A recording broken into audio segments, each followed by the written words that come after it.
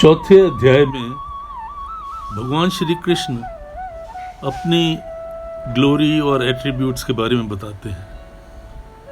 वो कहते हैं कि ये जो नॉलेज है गुप्त है, बहुत गहरी है, ये मैंने सूर्य देवता को दी थी। उसके बाद उसने अपने पुत्र को दी और ऐसे ये एक के बाद एक चलती रही। लेकिन बहुत समय पहले ये ज्ञान गुप्त हो गया था और इस धरती से लुप्त हो गया था। वही ज्ञान मैं तुम्हें आज बताता हूँ। तू मेरा मित्र है, तू मेरा सखा है और तू मेरा भक्त भी है।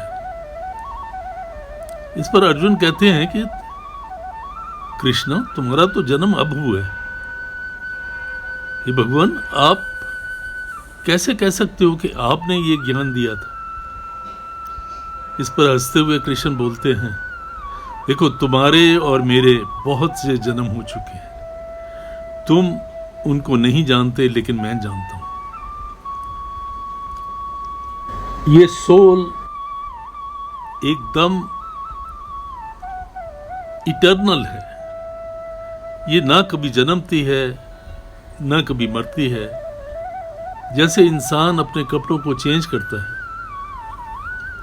वैसे ही सोल अपनी बॉडी को चेंज करती है।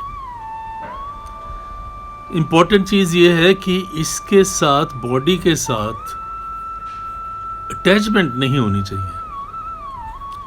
मैं एग्जांपल देता हूं कि छोटा बच्चा जो होता है, जब उसकी माता उसके बदन के कपड़े चेंज करने की कोशिश करती है तो वो रोता है, क्योंकि वो सोचता है कि जो मेरी चीज है, जो मेरे कपड़े हैं, उसको उतारा जा रहा है।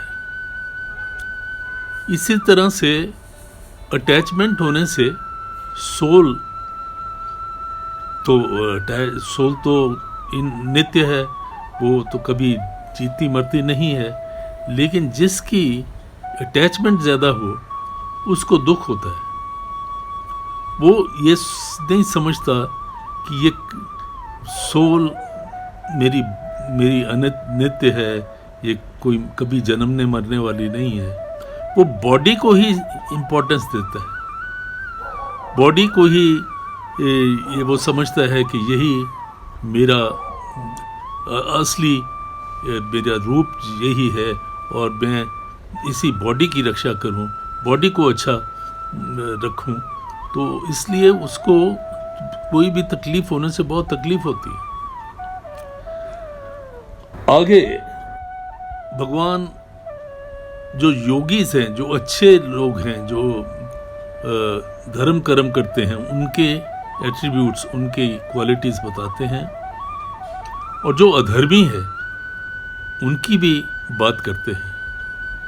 तो सबसे ज़रूरी चीज़ ये है कि आप अपनी ड्यूटी को समझो, समझ के करो, क्योंकि कृष्ण कहते हैं कि समझ के किया हुआ काम ज़्यादा अच्छा है।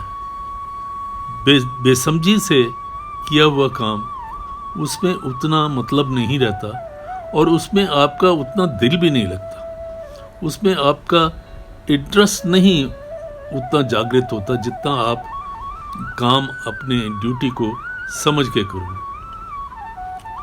तो फिर वो कहते हैं कि योगी इसके लिए, अच्छे लोगों के लिए अच्छा काम करना, यज्ञ करना, दूसरों के हित में, अपने हित में नहीं, अपने हित को परे रखते हुए जग हित का सोचना, जग हित के बारे में जो भी कर सकते हो करना, उसी से कल्याण होता है, उसी से जीवन का कल्याण होता है, उसी से संसार का भी कल्याण होता है। और उसी की वजह से ये जितनी प्रोग्रेस है, जितनी उन्नति है संसार की, वो होती है।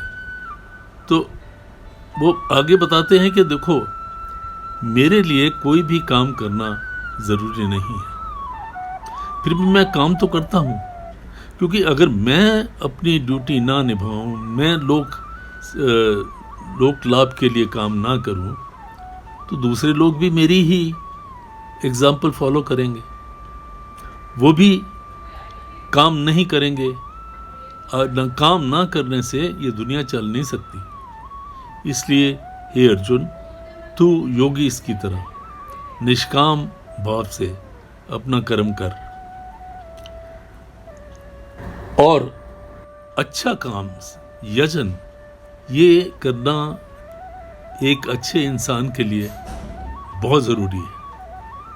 और कुछ लोग तो सांसारिक चीज़ों से यज्ञ करते हैं, कुछ लोग तप से यज्ञ करते हैं, कुछ लोग ध्यान से तप करते हैं, ध्यान से यज्ञ करते हैं, और कुछ लोग अपनी इंटेंशंस, अपने कार्यों के द्वारा जो लोक संसार, लोक फायदे के लिए किए जाएं, उससे यज्ञ करते हैं।